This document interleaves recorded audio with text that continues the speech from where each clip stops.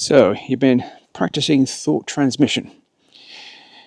You've been sending love, holding them in your heart, whispering silently, I'm here. But here's the truth most people really don't realize. Thought transmission isn't just a one-way message.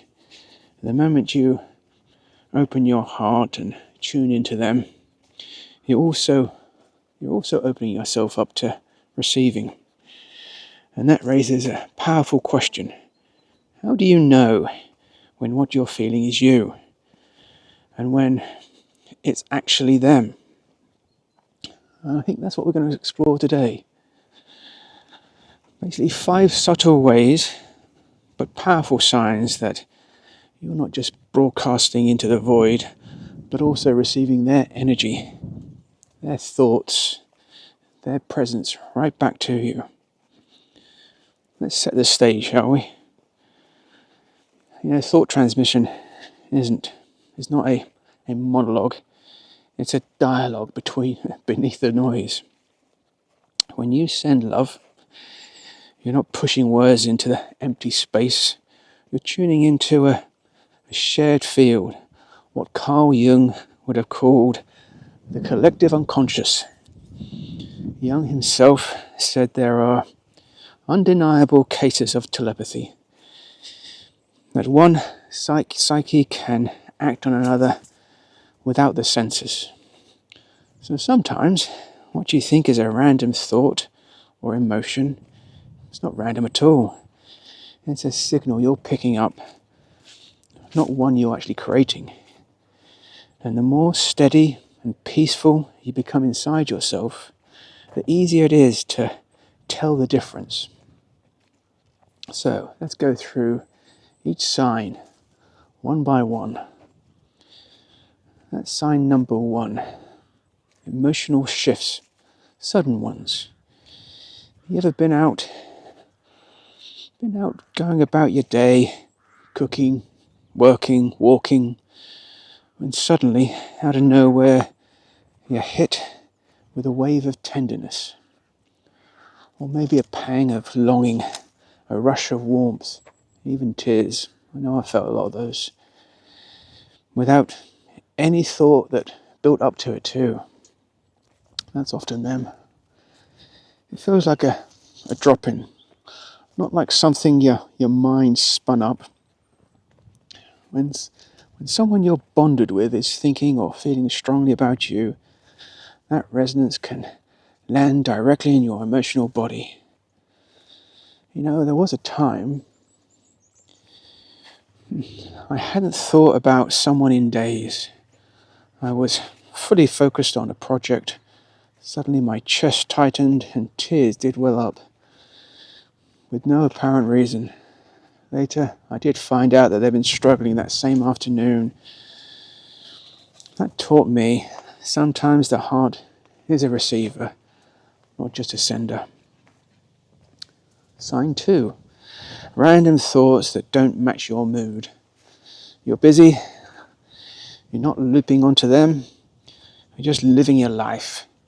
And suddenly their name, their laugh, or a phrase they always used to use comes to mind.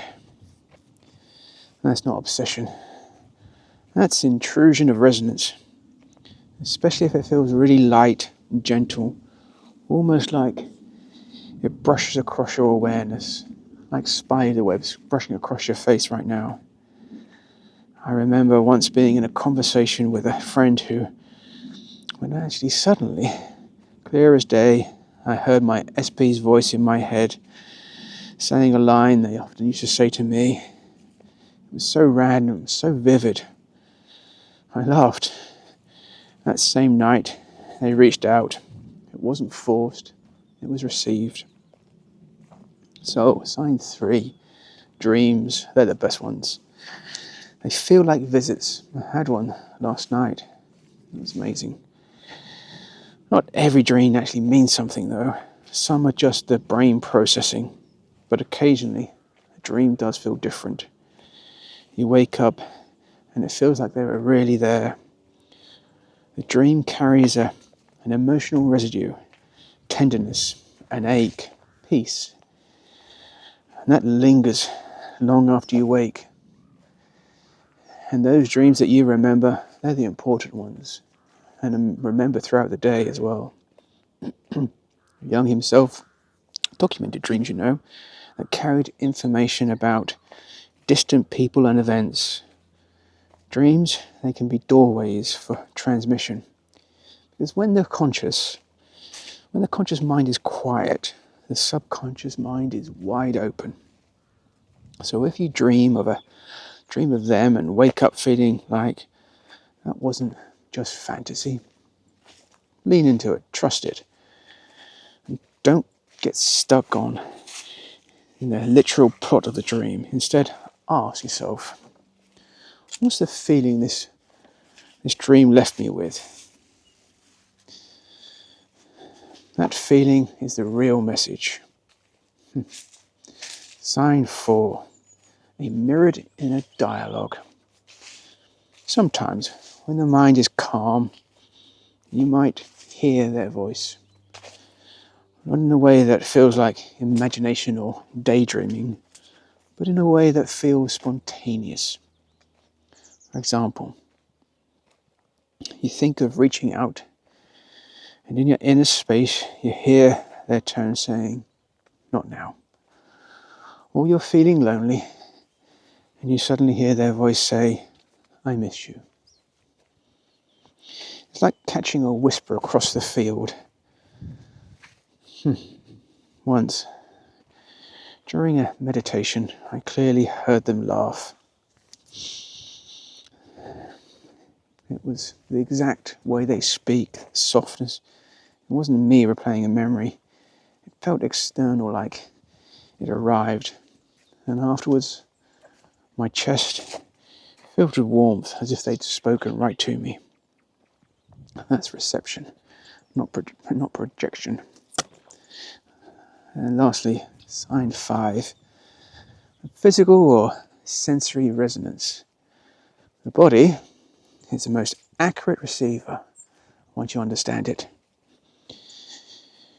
You might feel warmth in your heart, a tug in your gut, and goosebumps across your arms, or a sudden stillness that feels like presence.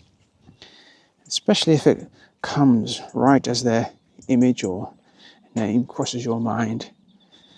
Your nervous system often registers resonance before your mind can make any sense of it at all.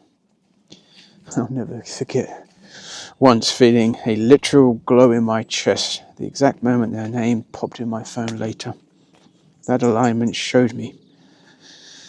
My body knew long before the message had arrived. So, an important distinction. Not every thought or feeling is them. Sometimes it's just your own looping. And here's the difference. Light, if it's light, sudden, clean, probably them. Heavy, repetitive, anxious, that's more likely you. If it feels like a burden, that's your mind looping. If it feels like a gentle arrival, that's often reception. The key is resonance. Your body knows. So let's try something simple right now, shall we? Close your eyes if you're safe to do so. Hand on your heart. A slow breath in and a slow breath out. Now silently ask yourself, if this is me, let it soften. If this is them, let me fill it with love. Then just notice. If it fades, it was your mind. If it warms or lingers with tenderness, it was likely them. So, thought transmission isn't you shouting into silence. It's a dialogue, a quiet, subtle, tender back and forth beneath words. You've already felt it in sudden emotions, in unexpected thoughts, in dreams, in whispers, and in your body. So, the invitation is simple. Trust those subtle signs. Don't chase them. Let them arrive. And the more peaceful you become, the more clearly you'll sense what is yours and what is theirs. You know I love you. And knowing you're here fills me with quiet joy. In closing, which of these signs have you felt before? Share in the comments. I'd love to hear your experiences. Your experience of receiving and not just sending. And if this video gave you some clarity, subscribe if you haven't already, like for sure, and come back whenever you need to. Remember, you know you're not alone in the field. They feel you. And sometimes you feel them too. I love you guys. Take care. See you in the next video.